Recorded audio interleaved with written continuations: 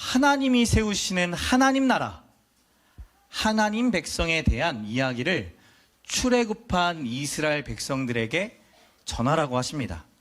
하나님은 어떻게 하나님의 나라를 통치하시는지, 그리고 그의 백성은 어떻게 다스림을 받으며 살아야 하는지에 대해서 계속해서 이야기를 하세요. 출애굽하기 전까지는 온갖 기적과 이적을 통해서 하셨다라고 한다면, 지금 이 시내산 아래에 있는 지금은 십계명을 비롯한 율법과 규례들, 법규를 제시하시면서 이야기합니다. 하나님이 이스라엘 백성을 통해 세우고자 했던 나라, 그 나라가 어떤 나라인지 여러분 좀 그려지십니까?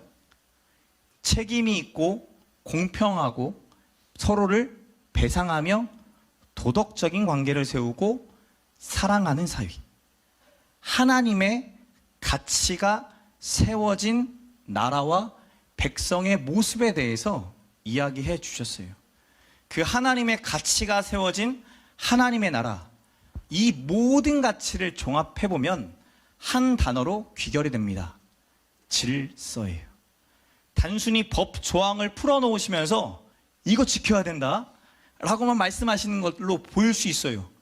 이거 지켜야 되고 저거 지켜야 되고 이렇게만 해야 돼 라고 명령처럼 보일 수 있지만, 더 중요하게 하나님은 이 명령을 하시면서 이 땅 가운데 질서를 부여하시는 분이다 라는 것을 이스라엘 백성들에게 인식시키고 있는 거죠. 여러분, 이 세상을 창조할 때도 마찬가지였습니다. 창조가 며칠 동안 이루어지죠? 6일 동안 이루어지잖아요. 첫째 날 뭘 만드셨어요? 빛이 있으라. 둘째 날 가면 이제 헷갈리십니다. 빛 다음에 뭐가 나와야 될 것 같아요? 궁창.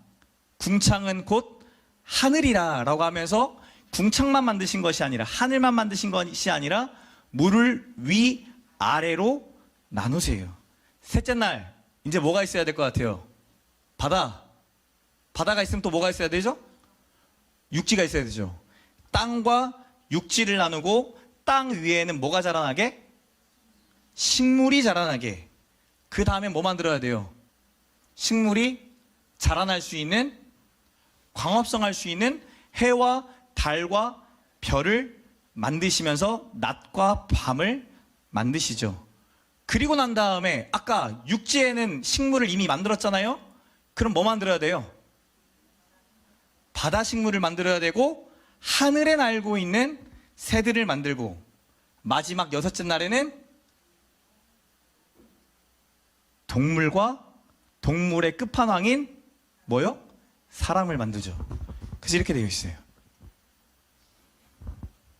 그냥 만들어진 것이 아니라 잘 살펴보면 하나님이 차례 순서를 정해서 만드셨고, 그 순서를 또 잘 보니까 그냥 만드신 것이 아니라 담을 그릇과 함께 담겨져야 될 것들이 이렇게 나눠져 있죠.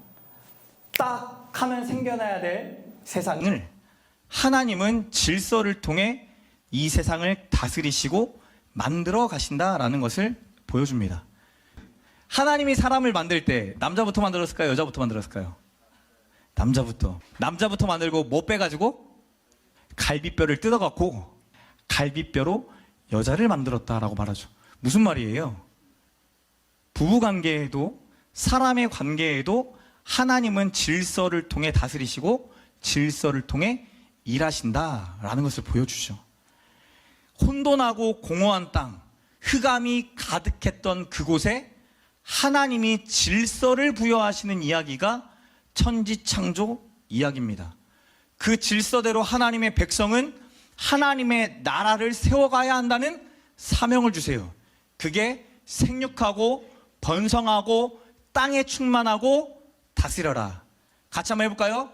생육하고 번성하고 충만하고 다스려라. 생육하고 번성하고 충만하고 다스려라. 하나님을 대신하여, 보이지 않는 그 하나님을 대신하여 하나님의 형상과 모양을 가진 사람을 통하여 이 땅 가운데 하나님의 질서를 세워가도록 하셨다는 거예요. 그걸 어려운 말로 대리 통치자라고 말합니다. 이 말씀은 확장되고 확대되어서 오늘 본문 이스라엘 백성들에게 주어진 거예요. 하나님의 선한 가치로, 하나님이 주신 율법과 규례로 하나님을 대신하여 무엇을 세워라? 하나님의 나라, 하나님의 질서를 세워라. 그렇다면 오늘 저와 여러분에게 이렇게 물어야 되지 않겠습니까? 나는 이 세상을 다스리시는 하나님을 왕으로 믿고 있는가? 하나님이 주신 말씀과 선한 가치를 붙잡고 이번 한 주간 살아갔는가? 그 선한 가치가 하나님의 질서를 세우는 데 쓰여졌는가? 그렇다면 나는 결과적으로 하나님의 대리 통치자인가? 오늘 본문 23장에서는 당연한 이야기를 합니다. 1절 보세요. 다 같이 읽겠습니다. 시작. 너는 거짓된 풍설을 퍼뜨리지 말며 악인과 연합하여 위증하는 증인이 되지 말며. 무슨 말이에요? 근거 없는 말 하지 말라는 거예요. 거짓 증언하지 말라는 거예요. 다수가 2절에 보니까 다수를 따라 악을 행하지 말며 송사의 다수를 따라 부당한 증언을 하지 마라. 다수가 잘못을 저지른다고, 다수가 거짓된 말을 한다고 거기에 따라가지 말라는 거예요. 여러분, 근데 우리 쉽게 따라가잖아요. 모두가 그렇게 말하면 맞는 것 같고, 모두가 그렇게 행동하면 당연히 그래야만 하는 것 같고. 여러분, 결혼하기 전에 집을 준비해야 되잖아요. 집 준비하는 거 쉬웠어요, 어려웠어요? 어렵죠. 저도 결혼하려고 보니까 통장에 돈이 하나도 없더라고요. 아버지가 저한테 그랬어요. 강렬아, 전도사 월급으로 네가 벌어봤자, 모아봤자 얼마나 모으겠냐. 그 다음은 내가 알아서 준비할 테니까 그 사례비 전부 다 네 사역하는 데 써. 할렐루야. 아버지, 그럼 부족할 것 같습니다. 카드 좀 주시죠. 제 월급 80만 원에 70만 원 카드를 긁어가면서 월 150만 원을 제가 사역하는 데 다 썼어요. 할렐루야죠. 그리고 나서 결혼하려고 하니까 돈이 없네. 세상이 계속 얘기하죠. 집은 몇 평 있어야 된다? 몇 평 있어야 돼요? 몇 평 있으면 아들이 장가갈 수 있을 것 같습니까? 커야죠. 크면 얼마나 좋아요. 근데 처음부터 우리 부모님 세대가 큰 집에 살았냐고요? 전혀 아니죠. 근데 마치 그래야 하는 것 마냥, 스드메를 다 해야 되는 것 마냥 남들이 하는 것은 당연히 옳은 거다라고 여기는 게 우리의 사회잖아요. 3절 6절에 보세요. 가난한 자의 송사라고 해서 감정적으로 치우치거나 두둔하지 말래요. 가난해요. 사회적 약자예요. 그들이 옳지 않은 말을 한다고 해서 그거를 무조건적으로 수용하지 말라는 거예요. 그럴 수도 있지, 그럴 수도 있는 거야 라고 할 것이 아니라는 거예요. 4절에 보니까 원수의 소유라도 그것을 원수에게 돌려주래요. 와, 이거 어려운 말입니다. 원수인데 원수가 잃어버린 소유를, 원수가 놓쳐버린 그 소유를 내 눈에는 보이는 거예요. 그럼 어떤 마음이 들어요? 하하, 잘 됐네. 한번 당해봐라. 어디 한번 두고 보자. 5절에 너를 미워하는 자의 어려움을 보거든 뭐해라? 도와라. 여러분을 미워하는 사람들에게 어려운 일이 닥칩니다. 어떻게 하실 거예요? 보통 여러분의 자녀들에게 뭐라고 가르치십니까? 야, 제가 아무리 너를 미워해도 그래도 이 친구가 좋은 친구 될지도 몰라. 너가 좋은 친구 되어주면 좋겠어 라고 말하는 게 성경적 부모일 터인데, 여러분 진짜 도와요? 직장에서 여러분이 미워하는 분 있어요, 없어요?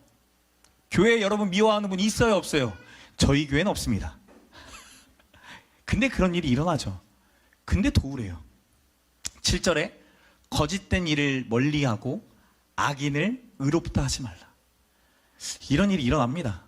직장 상사를 만나고 나보다 높은 사람을 만나고 나보다 더 많은 가진 사람을 만나면 내가 가진 권력이 그 사람의 권력보다 작으면 우리는 악인의 잘못을 덮어줘야 되는 상황들에 몰려요.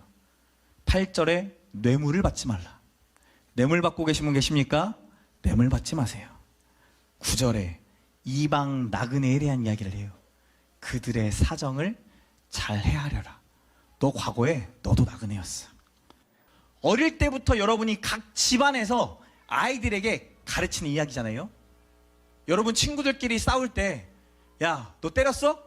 그 자식 한 대, 두 대, 세 대 더 때려. 그 다음은 아빠가 책임질게. 라고 가르치는 부모님 계십니까? 안 되죠. 한 대 맞으면 어떻게 해야 돼요? 도망가야죠. 더 이상 맞으면 안 되잖아. 도망가야죠. 세상은 근데 어떻게 흘러갑니까? 거짓이 난무해요. 거짓말을 하고 거짓된 행동을 하는 많은 사람들이 있죠. 그 피해를 저와 여러분이 받으며 살아갑니다. 피해를 주는 사람들을 우리가 욕하지만 동시에 피해를 입은 사람들 또한 우리가 욕합니다. 얼마나 무능하면, 얼마나 멍청하면, 얼마나 안 배웠고, 얼마나 세상의 이치를 알지 못하면 저렇게 당하고 살까? 정의란 무엇인가? 라는 책이 베스트셀러래요. 왜 베스트셀러랄까요?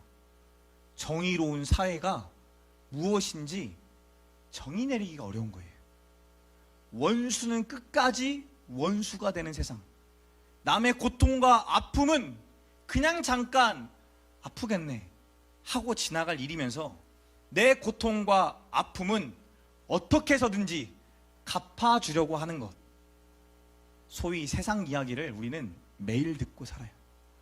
뉴스를 통해 듣는 이야기 한번 생각해 보십시오. 세상의 질서가 세워져 있습니까? 무너져 있죠. 가정이 행복하다, 가정이 불행하다, 가정이 불행하다 이야기하죠. 미래가 밝다, 미래가 어둡다, 미래가 어둡다라는 얘기만 해요. 모두 이렇게 산다. 그러니까 너도 이렇게 살아라. 네이버 부동산 페이지에 가보니까 매일같이 뜨는 새로운 뉴스가 뭔지 아십니까? 이럴 줄 알았으면 집을 살 걸. 이럴 줄 알았으면 집을 사지 말 걸. 두 가지 기사가 항상 공존해요. 어쩌라는 거야? 이해가 안 돼요. 여러분이 살아가는 세상은 아름다우시냐고요. 정말 여러분이 세워져 가는 그 가정은 질서가 세워져 가고 있습니까? 우리가 아이들에게 가르치는 것처럼 정말 그렇게 살아가는 게 됩니까? 야, 얼마든지 싸울 수 있어. 얼마든지 실수할 수 있어. 용서해주면 되잖아. 다시 친하게 지내면 되잖아. 실수를 용납해주면 되잖아. 라는 말이 여러분 쉽게 나오세요? 이에는 이, 눈에는 눈, 악에는 악으로 갚아야 너를 지키는 거야. 라고 가르치죠. 이스라엘 백성이 종살이 하던 시대에도, 출애굽한 이후에도, 더 나아가 예수님이 살았던 시대에도 오늘날과 비슷했어요. 하나님의 율법과 규례를 받았던 사람들이 만들어갔던 그 세상, 근데 그 세상조차도 하나님이 원하셨던 세상을 못 만들었죠. 예수님 시대에도 여전히 악은 뭘로 갚아라? 악으로 갚아라 말했거든요. 그럼 우리에게 드는 질문이 있잖아요. 진짜 세상은 변하는가? 진짜 세상은 아름다워지는가? 진짜 사람은 변하는가? 진짜 우리 가정은 믿음의 가정으로 세워질 수 있는가? 이 질문 자체가 사치로 여겨지는 세상을 살아가요. 여러분 어떻게 생각하십니까? 시내산에서 이스라엘 백성이 들었던 이 말씀들, 지난 4주 동안 살펴봤던 그 말씀은 그들이 한 번도 경험해보지 못했던 세상이에요.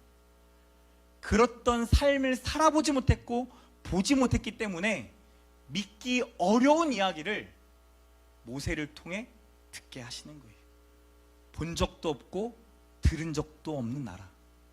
나만 그렇게 살면 나만 손해볼 것 같은 그런 나라에 대해 이야기하는 거죠.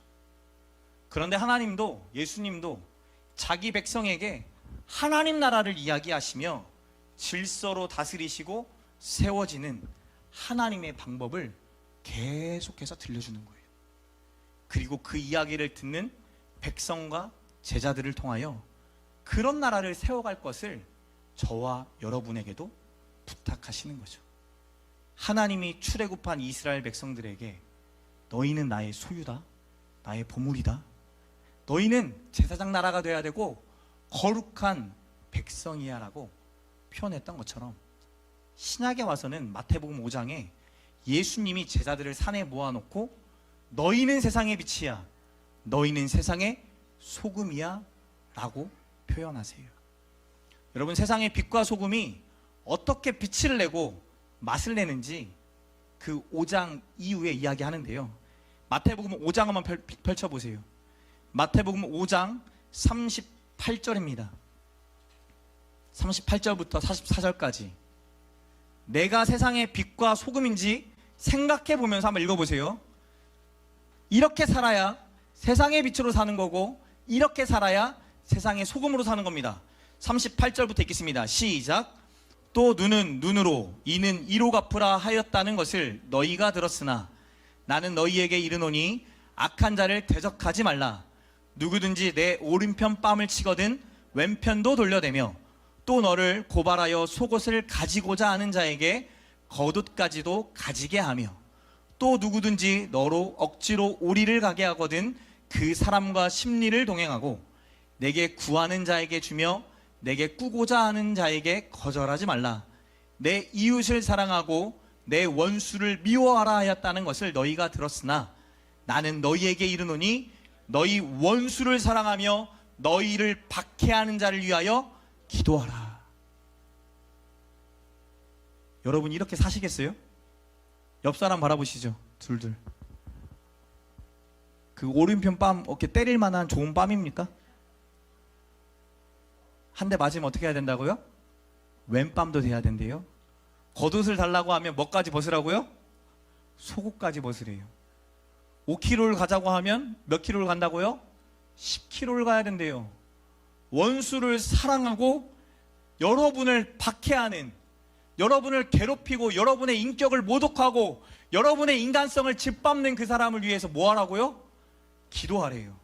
여러분 자녀들에게 이렇게 살라고 가르치고 계십니까? 여러분 스스로에게 나는 이렇게 살아가는 세상의 빛과 세상의 소금이다, 사람들 앞에 나아가 말하실 수 있겠어요?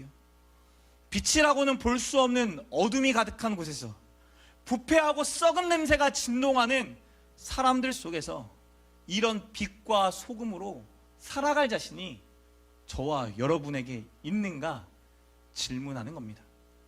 10절 11절 말씀처럼 6년을 일해서 먹고 1년은 가난한 자에게 그리고 들짐승에게 먹일 수 있도록 일하지 않으면 얼마나 좋을까요?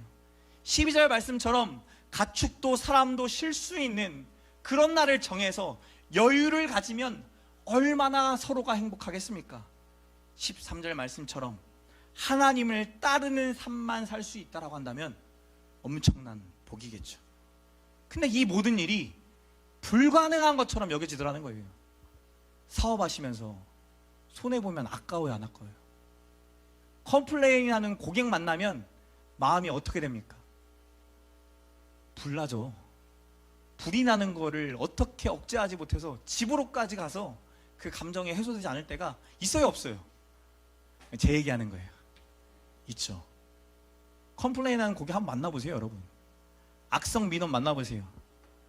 여러분, 이 이야기가 불가능한 이야기처럼 보여요.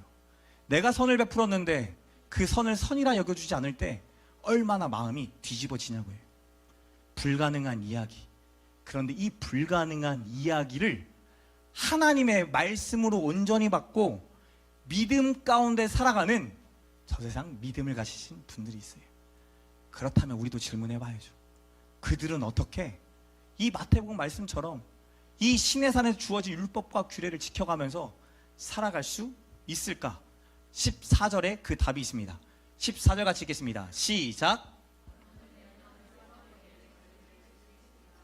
몇 번 지키래요? 3번. 이것을 이스라엘의 절기, 3대 절기라고 표현됩니다. 이스라엘에는 총 7개의 절기가 있어요. 그 중에서도 대표적인 3개의 절기를 지금 지키라라고 얘기하시는 거예요. 20세 이상의 남자들이 성전에 올라가 이날을 기념하면서 명절로 지키면서 축제의 날로 보냈던 날, 그게 첫 번째가 유월절이고 두 번째가 맥추절이고 세 번째가 수장절이에요. 한번 보여주세요. 맥추절, 유월절, 맥추절, 수장절. 이집트에서 탈출하면서 뭐가 발려져 있는, 양의 피가 발려져 있는 문지방은 하나님이 넘어가셔서 이스라엘 백성을 지키셨다라는 것을 그 은혜로 우리가 구원받았다는 것을 기념한 날이 유월절이었고, 맥추절은 보리 추수를 시작한 날부터 50째 되는 날까지 지키는 절기예요. 첫 추수를 경험하면서 감사하는 날이 맥추절 77절이라고도 합니다. 그리고 마지막 수장절은 뭐예요? 한 해의 모든 수확을 마무리하고 수확되어진 모든 것을 저장하면서 하나님께 감사하는 날. 이 세 절기를 드릴 때 요구되는 내용, 오늘 본문에서는 한 가지만 소개를 드리는데요. 19절 말씀 읽겠습니다. 19절 말씀 시작. 내 토지에서 처음 거둔 열매 가장 좋은 것을 가져다가 너희 하나님 여호와의 전에 드릴지니라. 뭘 드리래요? 처음 열매인데 어떤 열매? 가장 좋은 열매. 여러분, 제가 다녔던 초청교회에서 저희 아버지가 저희 청년들에게 가르치셨던 거예요. 너희의 월급의 첫 열매를 하나님께 온전히 드려라. 하나님이 너희의 인생을 책임지실 걸 믿는 믿음으로 드려봐라. 그래서 취업한 모든 청년들이 첫 달, 첫 월급 전액을 하나님께 드립니다. 그리고 그 달은 어떻게 살아요? 남들이 사주는 거 먹고 사는 거예요. 또 그 은혜를 경험하는 거예요. 근데 오늘 본문에서도 처음 거둔 열매 가장 좋은 것을 드려라 라는 표현을 해요. 무슨 말이에요? 하나님께 이 절기에 최상의 감사를, 최선의 감사를 표현하라는 거예요. 이 말을 다르게 생각해 보면 하나님도 우리에게 최상의 복, 최선의 복을 부어주고 계신다라는 의미를 갖고 있죠. 그래서 절기로 드리라, 3번씩이나 절기로 드리라 라는 이 명령은 하나님을 기억하고 하나님께 감사를 표현하라는 표면적 의미가 있는 동시에 하나님이 주신 복을 발견하고 감사를 발견하라는 숨겨진 의미가 있어요. 아무리 비전을 가지고 아무리 사명을 가지고 살아간다고 해도 하나님이 주신 복이, 감사가 보이지 않을 때가 있어요. 아까 만났던 성도들이 그 얘기예요. 바쁘게 살다가 보니 하나님 주셨던 비전이 있었고 꿈이 있었고 하나님 주셨던 마음이 있었는데 뭔가 치열하게 열심히 살아가다 보니, 남편의 일을, 가장의 일을 막 하다가 살아가다 보니 나도 모르게 꿈이 사라졌더라. 잘 보이지 않고 느껴지지 않더라. 근데 어느 날 하나님이 주신 그 말씀을 다시금 떠오르게 하시고 내 속에 있던 불이 느껴지게 하더라. 여러분, 저도 아무리 목사지만, 아무리 여러분에게 도전해야 되고 하나님의 살아계심을 증거해야 되지만 저도 지칠 때가 있어요, 없어요? 낙심될 때가 있을까요, 없을까요? 이렇게 열정 넘치지만 집에 가면 되어버리는, 쇼파가 저의 가장 친한 친구인 그런 삶을 저도 살거든요. 열정적으로 하나님의 선한 일들을 계획하고 꿈꾸며 나아가지만 그렇지 않을 때가 되어질 때보다 사실은 더 많아요. 그게 쌓이고 쌓이고 쌓이면 이런 마음이 들죠. 나 지금 뭐하고 있나? 굳이 왜 이렇게 살아야 되나? 그렇게 살아가는 이스라엘 백성들에게, 성도들에게 이 절기를 지키라는 말은 보리도 밭의 씨도 열매를 맺고 거두는 때가 있듯이 내가 너희에게 약속했던 이 말씀은 반드시 열매 맺게 될 거야 라는 것을 보게 하는 거예요. 그래서 감사를 드리라라는 명령은 감사를 발견하라는 거예요. 하나님을 발견하라는 거예요. 여러분의 인생이 너무나 비루하고 지루하고 무의미하고 어떤 생동감이 없을 때 여러분 잘 생각해 보세요. 여러분의 입술에 얼마만큼의 감사가 있는지, 한 주간 살아가면서 얼마나 발견하신 하나님이 있는지 한번 생각해 보십시오. 감사가 사라져 있다면, 하나님에 대한 고백이 없다라고 한다면 우리가 지금 하나님 앞에 감사를 찾을 때예요. 억지로라도 찾고 찾으며 고백하며 하나님이 나에게 주시는 일상의 은혜가 있다는 것을 발견해야 돼요. 절기를 통해서 이스라엘 백성의 일상의 감사가 회복되길 바라시는 거예요. 그 감사가 회복됨으로 하나님을 일상 속에서 발견하고 살아가는 거죠. 마찬가지입니다. 오늘 우리가 드려지는 이 예배는 하루의 감사를 회복하는 원동력이 돼요. 하나님을 이 시간 말씀을 통해 보게 되는 거예요. 그래서 예배의 주된 목적은 우리가 하나님께 무엇을 받는 게 먼저가 아니라 하나님께 먼저 드리는 거예요. 하나님께 감사를 먼저 드리고 표현하는 거예요. 한 주간을 돌아보니 하나님, 저 이렇게 죄인이었네요. 이렇게 연약했네요. 저 좋은 엄마가 되고 싶고 좋은 아빠가 되고 싶고 좋은 일꾼이 되고 싶은데, 좋은 사람으로 살아가고 싶은데, 좋은 세상 저도 만들고 싶은데 저 여전히 또 무너지고 좌절하는, 여전히 죄 가운데 살아가는 이 고약한 성직머리를 갖고 살아가는 그런 자네요라는 것을 발견하면서 하나님을 발견하는 거예요. 그런 나를 지켜보고 계시는 하나님을 발견하고, 그런 나와 함께 하시며 하시는 하나님의 일을 또 발견하고, 그 하나님께 영광 돌리는 시간, 축제의 시간이 예배의 시간이에요. 여러분을 보기 전에 하나님을 보게 되는 거예요. 여러분 꼭 감사를 찾으시기 바랍니다. 오늘 예배 이후에 여러분의 고백 속에 감사가 꼭 발견되시길 축복합니다. 옆 사람 보면서 고백합시다. 당신은 감사할 게 넘치는 사람이야. 진짜 넘쳐요. 여기 앞에 앉아있는 우리 아이들 보세요. 왜 이렇게 감사할 게 넘쳐요? 키가 애들이 180이 다 돼가요. 저는 평생 루저로 살았는데 쟤네는 평생 위너로 사는 거잖아요. 감사할 게 저렇게 많은데, 야, 쟤들이 얼마나 열정과 젊음을 가지고 살아갈지 너무나 가진 게 많아요. 저 눈으로 세상을 얼마나 다양하게 보고 살아갈까요? 전 너무 기대가 돼요. 제가 약 20개국을 다녔거든요. 제가 죽기 전에 전 세계를 다녀보는 게 저희 버킷리스트예요. 쟤네들은 그 기회를 더 많이 갖고 있는 거잖아요. 저보다 살 날이 더 많을지 적을지는 아무도 모르나, 그러나 체력은 저보다 훨씬 좋으니 더 많은 걸 누릴 거 아니에요. 여러분, 가진 게 너무 많아요. 하나님이 뿌려놓은 씨가 너무 많아요. 그 씨가 열매 맺고 있다는 것을 믿으시기 바랍니다. 발견하셔야 돼요. 그 발견한 입술 가지고 교회 나와 하나님께 감사의 고백을 올려드리는 거죠. 20절에도 이렇게 말합니다. 같이 읽겠습니다. 20절 말씀 시작.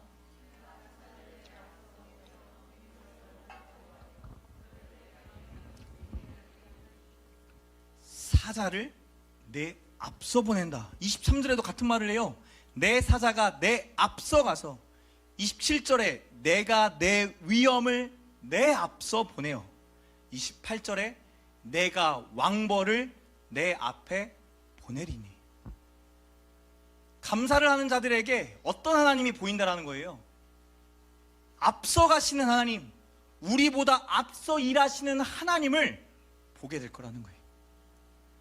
일상의 삶 속에서는 감사가 잘 안 되거든요. 근데 감사의 자리에 나와서 보면 앞서 가시는 그 하나님이 보여지죠. 절대 어려움이 없다라고 이야기하는 건 아닙니다. 이 본문에 하는 이야기가 그거예요. 원수도 만나고 대적도 만나고 가나안 여섯 족속도 만날 거다. 여러분, 같은 말이잖아요. 원수, 대적, 가나안 여섯 족속. 쉬운 인생입니까? 어려운 인생이에요. 이거 만만한 인생이에요? 아니요, 버거운 인생이에요. 버거운 인생을 살아갈 건데, 원수, 대적, 가나안 여섯 족속도 만나게 될 건데, 그들이 한순간에 사라졌으면 좋겠는데 한순간에 사라지지 않을 거래요. 그들로부터 하나님을 떠날 수 있는 유혹까지도 받게 될 거래요. 그런데 그 모든 시간 속에 시간을 초월하시는, 앞서가시는 하나님을 마주하게 될 거래요. 시간을 초월해서 앞서 이루시는 하나님의 나라를 보게 될 거래요. 여러분, 우리가 왜 그렇게 염려하고, 왜 그렇게 걱정하고, 왜 그렇게 두려워할까요? 희망을 품었다가도 왜 또 좌절할까요? 안 보이니까요. 관계든 돈이든 믿음이든 뭐든 미래든 안 그려지니까 두려운 거잖아요. 다 그려지면 두려워하지 않고 대비하면서 가면 될 터인데 안 보여요. 내가 평생 누릴 수 있는 낙이 안 보이고 두려우니까 그러는 거잖아요. 그런데 하나님은 오늘 말씀 속에서 이스라엘 백성들에게 앞으로 어떻게 될지를 그려주세요. 20절에 말씀하신 예비하신 곳에 이르게 하시되 어떻게 인도하실지를 구체적으로 심화시켜 가시면서 말씀하시는 거예요. 마찬가지로 오늘 예배를 통해, 말씀을 통해 하나님은 우리가 보기 원하시는 거예요. 시간을 초월하시는 하나님을 보기 원하시고, 시간을 초월하신 그 하나님이 이루시는 초월적인 하나님의 나라를 보기 원하시죠. 여러분, 시간을 초월하는 것 경험해 보셨습니까? 본 적도 들은 적도 상상할 수도 없는 이야기를 하나님이 하시죠. 근데 그 하셨던 그 이야기가 이야기대로 하나님이 이루고 가신다는 거예요. 그리고 그 이루시는 이야기 속에 저와 여러분이 초월적인 하나님의 사람으로 쓰임받길 바라신다는 거예요. 사랑하는 성도 여러분, 마음이 너무 시끄러울 때가 있잖아요. 그 문제에 내가 휘어잡히고 마음이 옹졸해질 때가 있어요. 지금 뭐 하고 있나? 이런다고 뭐가 달라지나? 여전히 똑같고 앞으로도 똑같을 텐데 혼자 애쓴다고 누가 알아주나? 마음의 폭풍이 찾아올 때가 있어요. 이렇게 사느니 나도 인정받는 자로, 박수 쳐주는 자로 나를 위한 자리에 있을 걸 하는 한탄을 하기도 하죠. 그게 저와 여러분이에요. 그러다가도 그런 생각을 하고 있는 나를 또 보게 되면 화가 나고 또 좌절하고 또 무너지죠. 그때 잠시 멈춰서 뭐 하자고요? 감사를 찾자고요. 근데 감사가 잘 안 찾아져요. 그래서 하나님이 만들어 놓으신 장치예요. 절기, 오늘날로 하면 예배에 꼭 나오셔야 돼요. 예배의 자리에서 초월적인 하나님을 만나셔야 돼요. 우리는 되는 대로 생각하며 살아갈 자가 아닙니다. 하나님의 생각대로 되는 것을 보며 살아가는 자예요. 반드시 감사를 찾고 그 감사로 초월적인 하나님의 나라를 세워가는 하나님의 초월적인 사람 되시길 축복합니다. 옆 사람 보면서 이렇게 고백합시다. 우리는 되는 대로 생각하며 살아가는 사람이 아닙니다. 하나님의 생각대로 되는 것을 보며 살아가는 자입니다.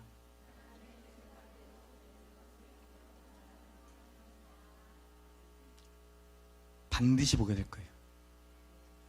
하나님의 초월적인 역사가 여러분의 가정과 저희 교회와 우리의 삶 가운데 세워져가는 질서를 보면서 반드시 발견하실 거예요.